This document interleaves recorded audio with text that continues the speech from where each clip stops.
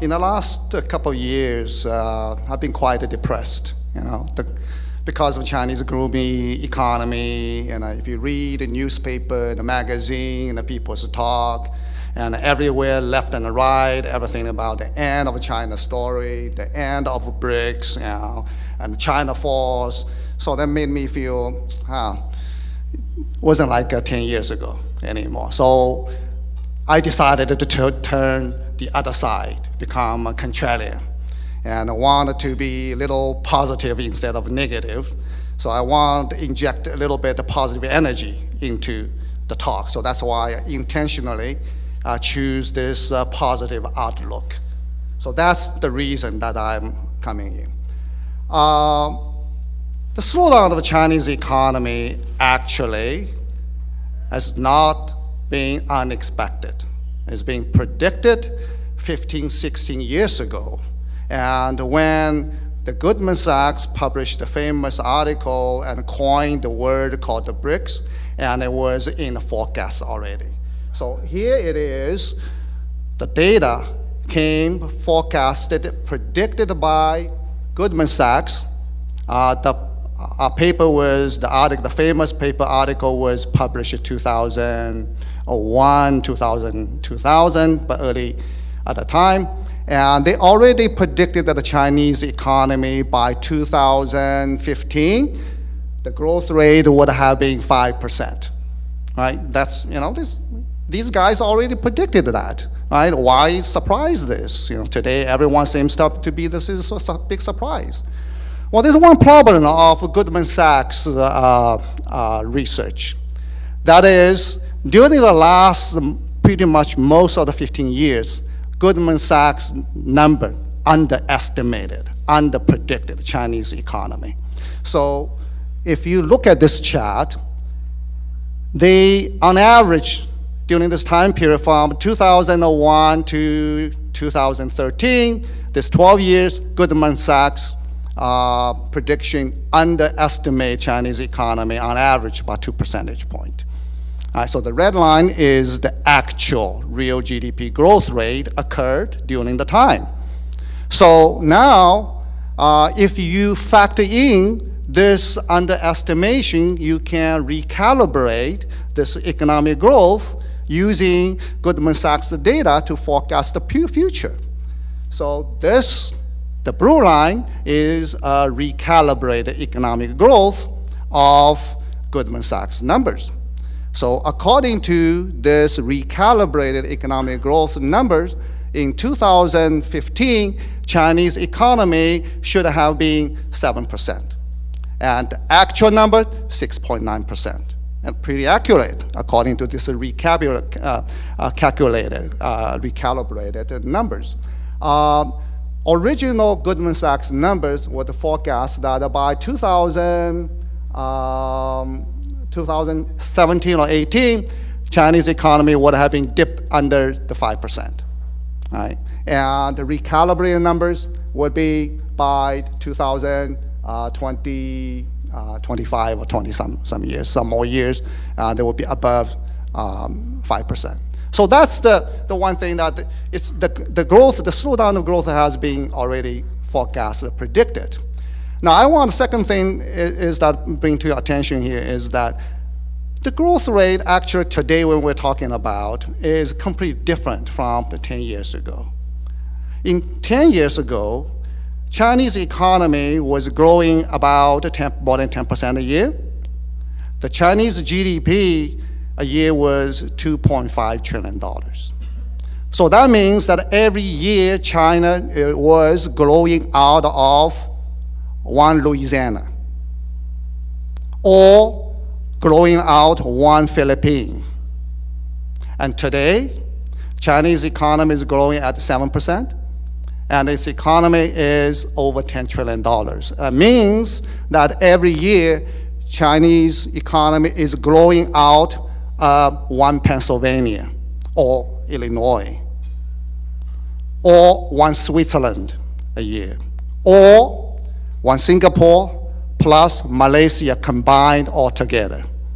So this is the scale we are talking about. And many people say that the size doesn't matter. But in economics and politics, apparently the size does matter. So here is the map of 5 years ago in China. Okay, you can clearly see that what is the economic size of the China means.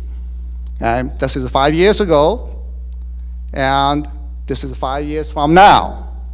And you can see that there are quite a few European countries inside China. And as a matter of fact, if you look at this Guangdong province, it's may very well already approaching Spain. Shanghai, today the GDP is about $400 billion. Taiwan is $500 billion. In less than 5 years, Shanghai will be bigger than Taiwan. You know, think about this, the political economic implication of that. So this is something that we are moving into. Now, some people say that, well, how do you trust the Chinese GDP numbers? How do you trust that this has been there quite a long time? Everyone, you talk about Chinese economic growth, people coming out, oh, these numbers, Chinese numbers, don't trust that. Well, I want to argue that the Chinese GDP number is relatively more accurate. The reason I say this is that we all know that the GDP is very difficult to measure. There are 3 ways to calculate GDP. One is you're adding all the value added. Second is you can add all the expenditures. Or the third way is that you can add all the income received by wage and profit and so on. And all those numbers are survey numbers and very difficult to collect the data, and they never be accurate. That's why in the United States, every quarter or 2 quarters, they go back to revise the numbers. And so the same thing in China. But I want to argue that the Chinese GDP data is relatively more accurate than the US data. The reason I say this is, in China, they collect the value-added tax, 17%. No one wants to over-report their value-added. You don't want to overpay your taxes, right?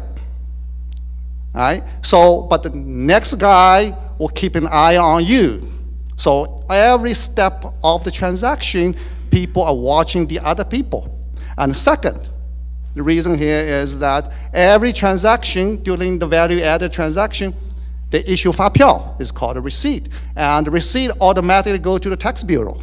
So that is a check and balance, make sure that this is relatively accurate, or borrowing from someone in a dark room, crazily change the numbers, and that's a different story here.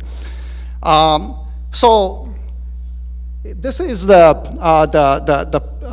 picture that the macro picture that we're seeing. That is, I want to make it that the China story is not over, and the China story is well, and is continuing, is still going, and actually is turning into the next chapter. The next chapter, and Nick already talked about this, the rebalancing or the structuring rebalancing in China has already begun. And this is the contribution of different sectors, industry, agriculture, and services to the GDP. And in the last 3 years, Chinese service contribution has already surpassed the manufacturing industry. And it becomes the biggest contribution component in the GDP. And it's still small. It's still less than 50%. And there's still a long way to go. And develop the country, and Jonathan Wazzell just put out the data, say that from all those numbers suggest that China seems to look like a developed country. But the service sector certainly is not, because on average, the developed country, the service sector is more than 70%. So clearly there are 20% percentage point for the Chinese economy to grow, it's the service sector. And this is the employment in the different sectors. Already we see that the employment in the service sector is the largest one. And this trend is not going to stop, it's going to continue going forward. And what is more exciting, actually, is the next slide I want to talk about. On the manufacturing, A lot of people say the manufacturing in China, the trouble and the problems, and the wage rate is going up, and they're declining. And I want to argue that the manufacturing is like what happened in the United States in the last 20 years. Chinese manufacturing is moving toward to high value-added, high-tax sectors. And so these are the numbers that clearly the publisher suggests that the Chinese manufacturing is moving toward to that direction. And in fact, some of the Chinese manufacturing are quite innovative and quite competitive. And talking about the CES meeting this year, the most talked about and hotly pursued product in CES actually was a drone made by a Chinese company. And San Diego is claimed to be the drone capital of the world. Actually, the largest drone company is the DJ. It's a Dajiang company, which is in Shenzhen. So talking about the manufacturing, China is also moving to the same direction as the U.S. toward to the more value-added sector. Well, like any Hollywood story, right? You need smooth sailing is never a good Hollywood story. You need a little bit the storm, a little bit of blizzard, and the bumpiness, and the sharks, and the whales. The same thing, China needs a little bit suspense, needs some kind of excitement here. And this is what excitement that China still need reform.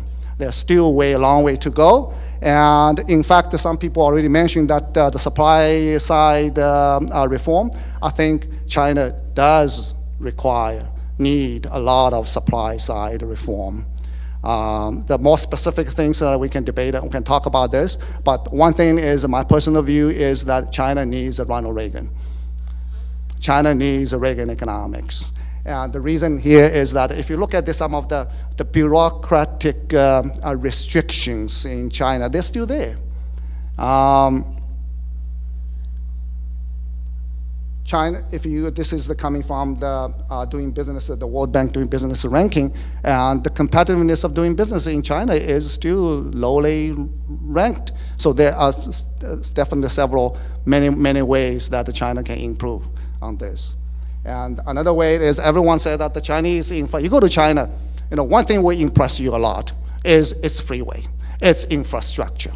But if you look at the Logistic Performance Index, China is ranked at only 28, is behind UAE even. If you look at the World Economic Forum ranking on China's infrastructure, it's 39, it's after Russia, Greece, and Slovenia. So it means that China still need to continue to improve its infrastructure and still need more investment.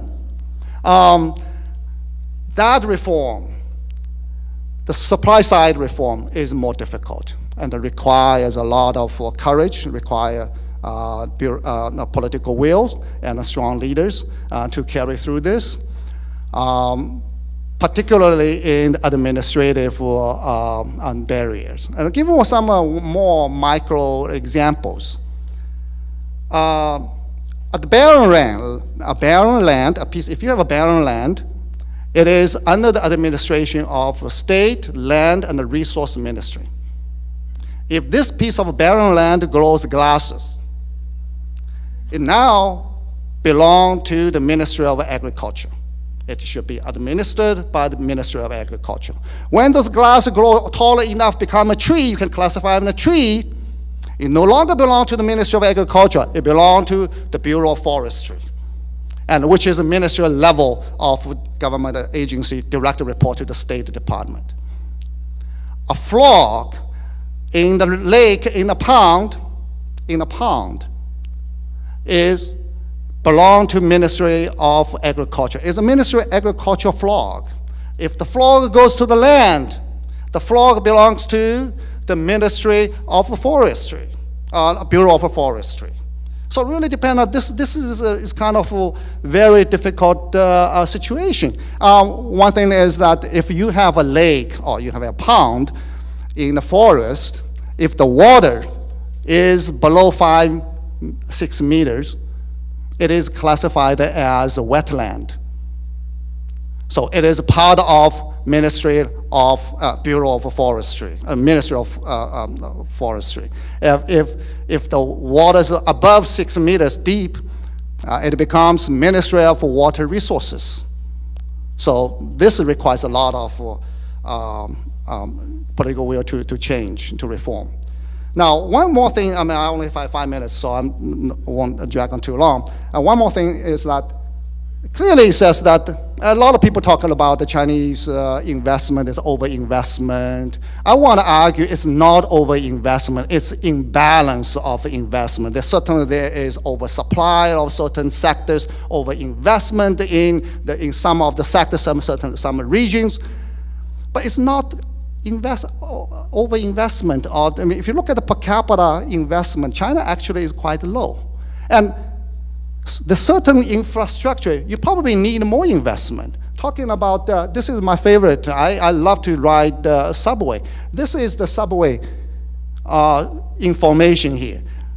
I take a second-tier city, Wuhan, which has a similar population as Seoul. It only has a 4 subway line now. Even by 2020, it will only have 9 subway lines. Seoul has 18. Right? I don't know what's the projection of 2020 for New York City or Seoul, and I don't have the data for this, so I so leave it blank. So in conclusion, what I try to get, China's story is well alive, and China's story is turning to the next chapters, and there will be some thrillers. There's some suspension in the China story, and that makes the story more exciting. Thank you very much.